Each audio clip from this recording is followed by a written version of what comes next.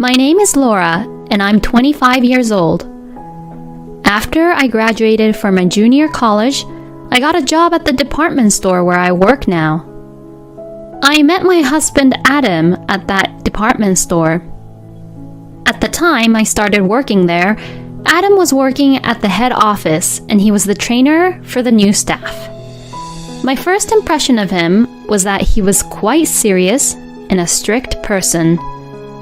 He always kept a very strict eye on the new staffs, and whenever Adam passed by in front of me, I always felt nervous around him. However, when it came to work, he was indeed very good at his work at the head office, and his instructions regarding work were perfect. He was really good at teaching about the work, and I learned a lot from him. I thought he was someone I could rely on as a boss, even though we didn't seem to get along in private. So, I had no idea at the time that we would end up getting married. One day, I made a big mistake at work. I made a small mistake which resulted into a huge loss for the company. At the time, I was only 20 years old and did not have the mental capacity to endure the huge failure, and I thought the only way I could take responsibility was to quit the company. And then Adam, who was my boss, came to the rescue. Adam came over to my house, where I had taken a few days off from work due to the depression, and encouraged me on my doorstep. You're still a new staff here, and it's only normal to worry about it. But what do you think a trainer like me is there for? It's to help you grow up and do your job freely. A person who doesn't fail at all can't be strong and can't grow. I'll take the responsibility for you, so don't be depressed forever. Show your energy again and do your job with dignity. I broke down and cried nonstop. Thanks to these words from Adam, I was able to return to work. From then on, Adam went from being just my boss to someone who I admired. I worked very hard to learn my job and to earn his recognition as soon as possible. Seeing me like that, he praised me in front of everyone, which motivated me even more. In about 2 years, I quickly became the ace of the department store where I worked. From then on, I spent more and more time working alone with Adam, exchanging opinions about the sales floor, and we gradually grew closer to each other. Then one day, he confessed his feelings for me, and we started to go out with each other. After 3 years of dating, he proposed to me, and we got married. I never thought that after 5 years, I would marry Adam. You never know how life will turn out. After we got married, we bought our own home with a mortgage loan. I think it was because we both worked for a major department store that we were able to get approved for the mortgage loan and purchase the house. We were thrilled with our new home and were always happy. After we were married, we continued to work for the same company, and everyone at work told us we were the perfect couple and even got jealous about it. We were, of course, happy to hear about what people had said about us. But because of this, we also didn't want to be a bad example.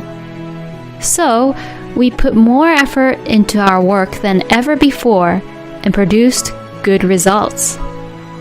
Then, late last year, I finally got pregnant.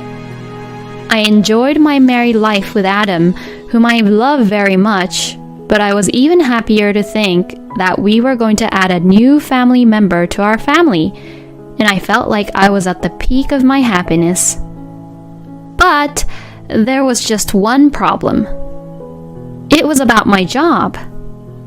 At the time, I had already been working at the department store for 5 years, and my work performance had been very good, so I had been given the job of a store manager.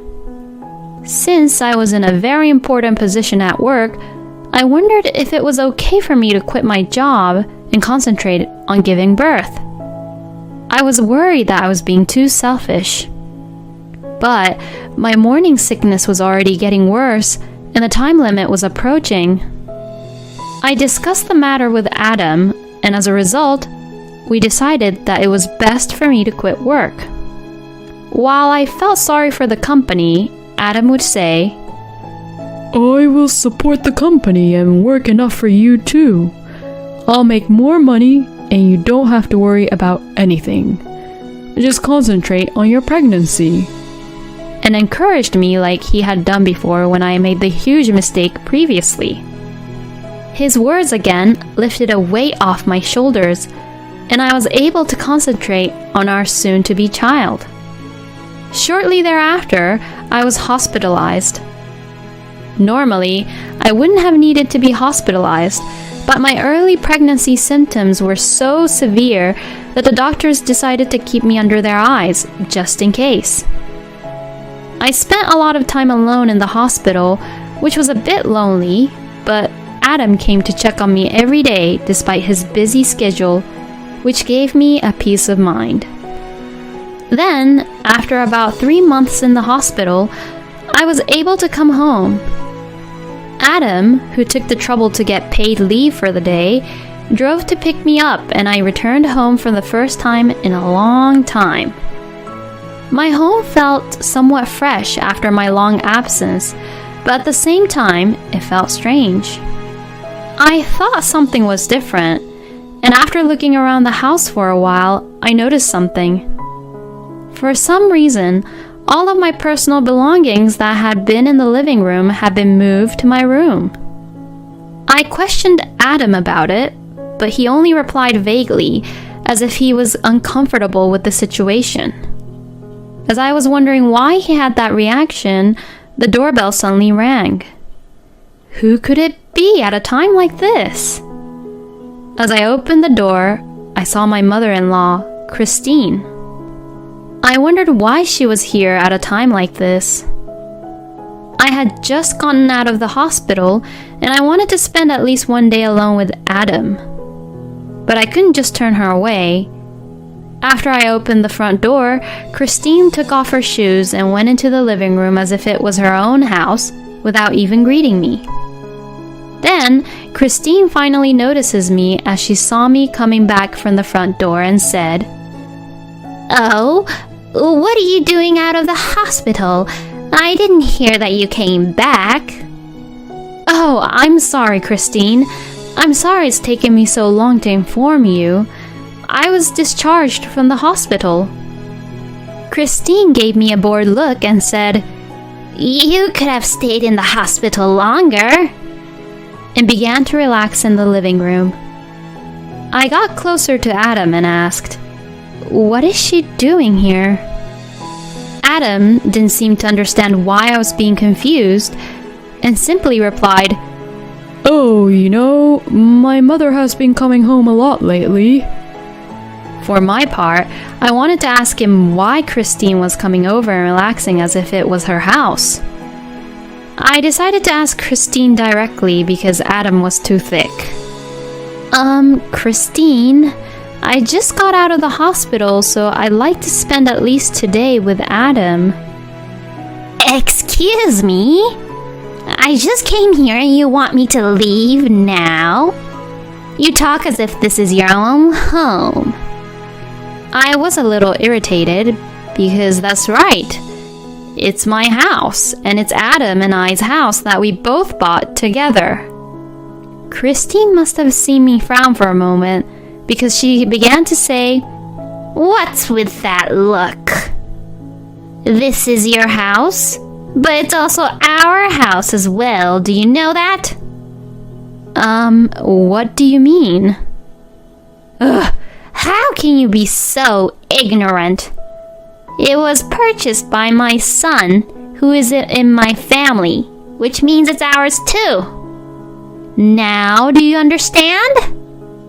What she was implying was nonsense that I wanted to butt in and say that I didn't know what she was talking about for a minute. But when I tried to argue back, my husband interrupted and said, "Don't complain to my mother too much.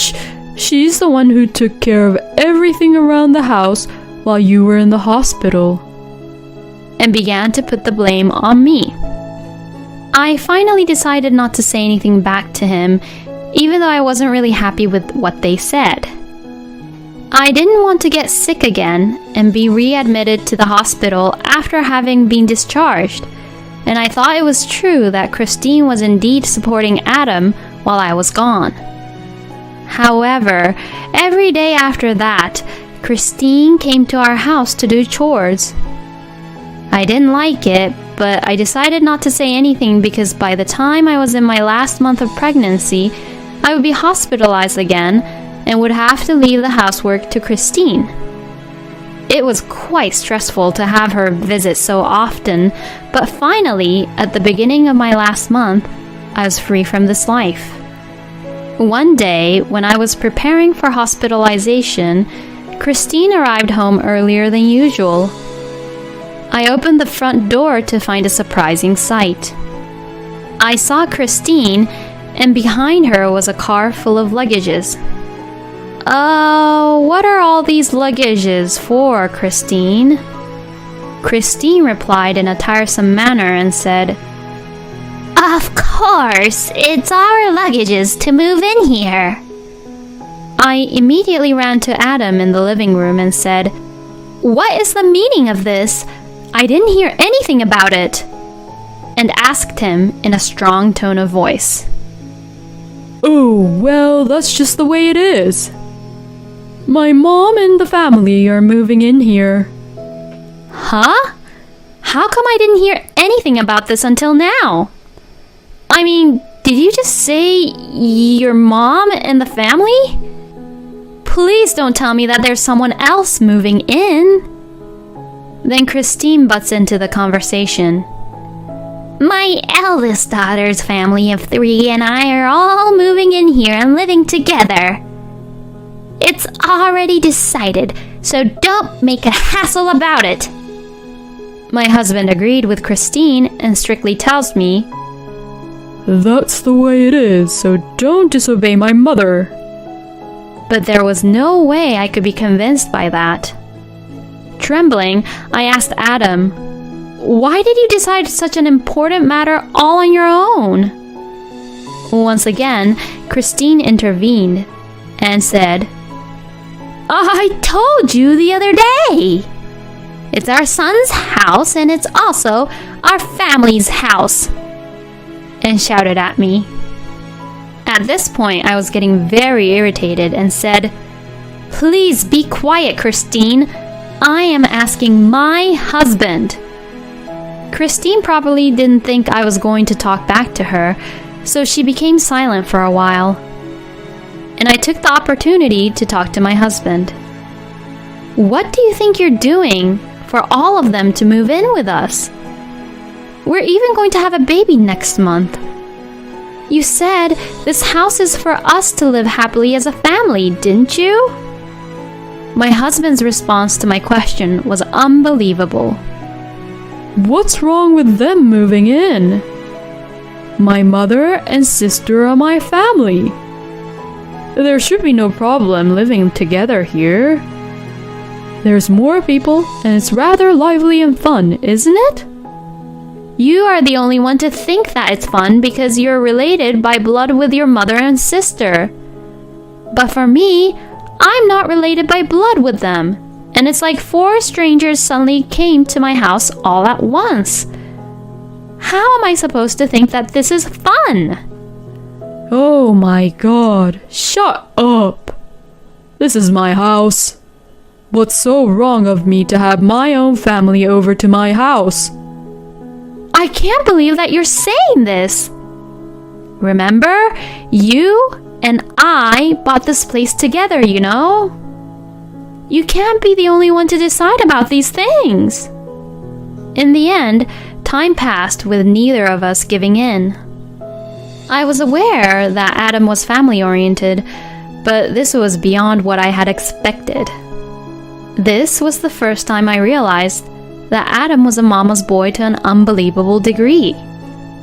If he was like this even before our child was born, I lost all confidence in my ability to go on being married to him as a family. I made up my mind right then and there and said this to Adam. All right. If you want to live with your mother and your sister and her family, I won't say anything more about it. But in return, I'll leave. With that, I went out and hurried to the town office to pick up the divorce papers. I returned home, stood in front of Adam once again, and confronted him with the divorce papers. I can't do this with you anymore. Let's get a divorce. Adam was surprised that I requested for a divorce since he didn't expect that out from me. He stood frozen in front of the divorce papers for a few seconds, and then, as if in a flash of realization, he opened his mouth and said this. What are you going to do when we get divorced? How are you going to support your child if you don't even have a job? Adam looked at me with a smug look on his face as if he had said something satisfying for him. His smug face looked just like Christine's, which made me even more angry. Just sign the divorce papers. My husband snickered at my anger and signed the divorce papers. Are you sure? Now we're in a position to get a divorce, but it's you who's going to be in big trouble, right? Great, he finally signed it. Now, it's my turn to fight back from here. Hey, aren't you forgetting something important? My father runs an apartment rental business. Oh! That means I don't have to worry about getting a place to live. Plus, I'll get child support from you. Oh, and I almost forgot. If you and your family are going to continue to live in this house, you have to pay me half of the value of this house. What? My husband seemed to finally realize the situation he was in. His face turned pale as he looked at me. Well, I guess we won't ever see each other again, but take care. I'll be contacting you through my lawyer from now on. Adam was in shock that he slumped down on the spot. Christine, who was listening to our conversation, must have understood that Adam had to pay a large sum of money. She stood frozen with a moving package in each hand. I ignored them both and left the house. After that, it was just a matter of time. We went through the divorce with property division and so on. My father let me live in one of his spare rooms, a slightly nicer, more expensive one, for the sake of his own child and his grandchild. And thanks to the money I got from the divorce, I didn't have to work after the baby was born, which allowed me to spend plenty of time with my child. The baby was so sweet, and I enjoyed being with him every day.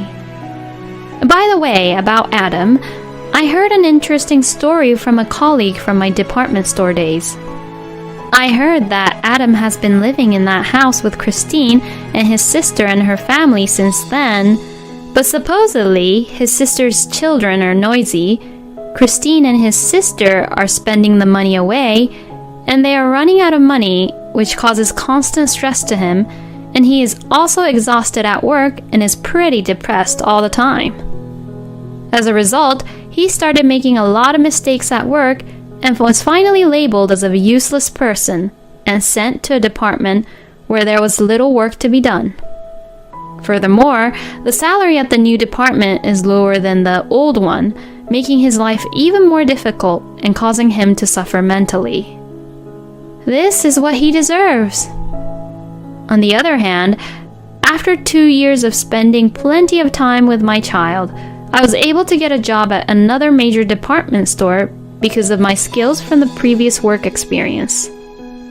The pay is about the same as my old job, but I can finish work earlier in the evening so I can drop off and pick up my child without any problems. I am now working hard and doing my best to raise my loving child. I would like to praise myself for deciding to divorce my ex-husband at that time because I decided that I could raise my child on my own without him. Thank you for watching until the end. please subscribe to our channel. See you in our next video.